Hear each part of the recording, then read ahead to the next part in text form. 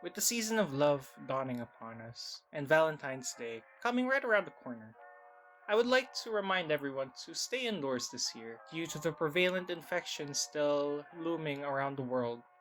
You'd be tempted to go out on a date, maybe catch a movie in the cinema, or eat at that expensive restaurant that you eat at every year.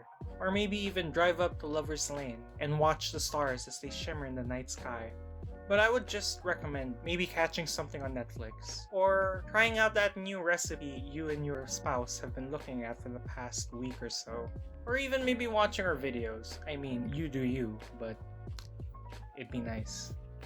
But in all seriousness, if you're still not convinced, let me tell you about the notorious Lover's Lane, a place infamous for its hormone-driven demographic, its amazing view, and the countless legends and true crime that surrounds it.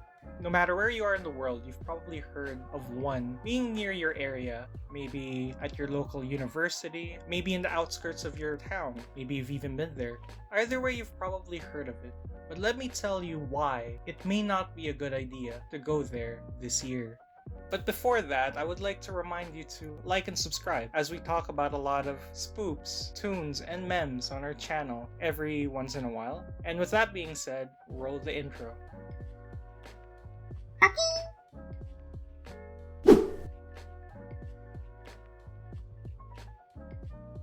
So you've probably heard of Lover's Lane in some sort of urban legend, notably the story of the hook and or the story of the dead boyfriend. These are probably my favorite urban legends. They're classics on their own right. The story goes, for the hook, a couple was having a night out at Lover's Lane when the radio plays a report of a killer with a hook for a hand getting loose in the area. Shaken, they turn off the radio and hesitantly return to each other. When suddenly, a thud in the car spooks the couple, making the girl insist on being driven back home immediately. Upon reaching the girl's house, however, they discover a grisly sight, a bloody hook hanging from the passenger's door handle. The dead boyfriend, however, goes as follows. A girl patiently waits in her boyfriend's stranded car at Lover's Lane as he left to get some help. Hours pass and the radio begins to warn of a loose killer in the area.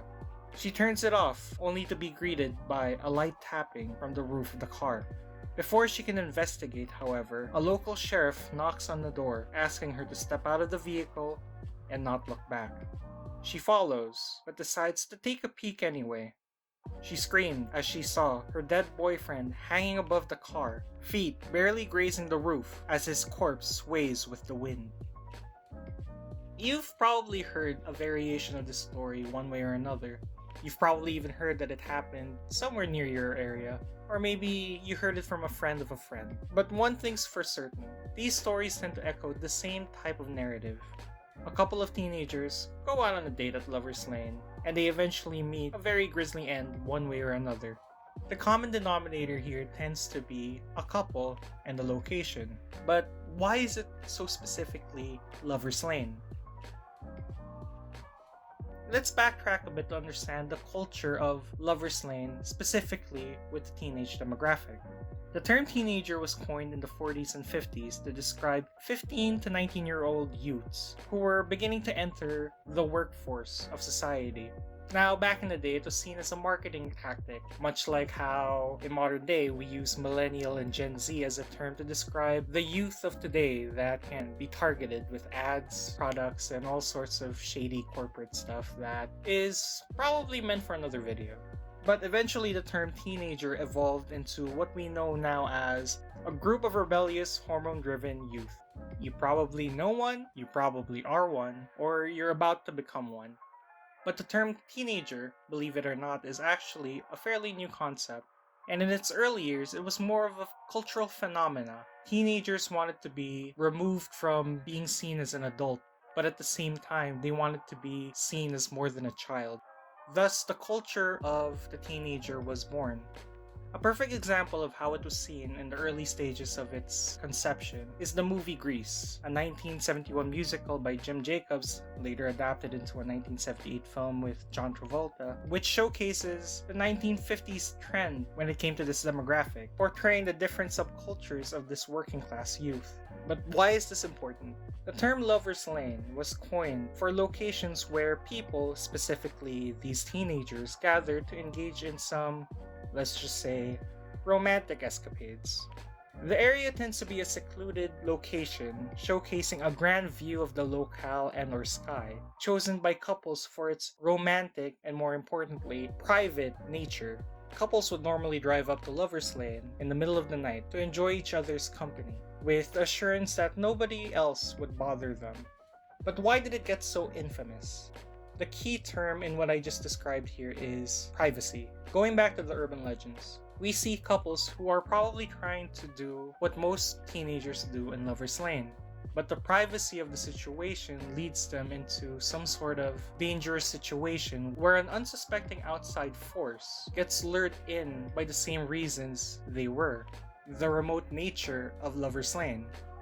But is it all just urban legends and local superstition? Or is Lover's Lane more grounded on a grisly reality?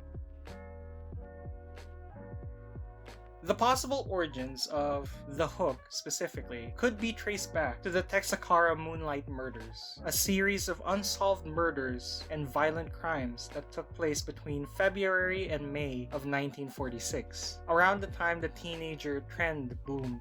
An unidentified killer, dubbed the Phantom Killer, or the Phantom Slayer, attacked a total of 8 people in the span of 10 weeks. 5 of which were murdered in the local Lover's Lane of Texarkana, Texas. The killer's MO was attacking couples with a .32 caliber gun late at night. The first victims, Jimmy Hollis and Mary Laurie, survived. The first double murder, which involved Richard Griffin and Polly Ann Moore, happened 4 weeks later.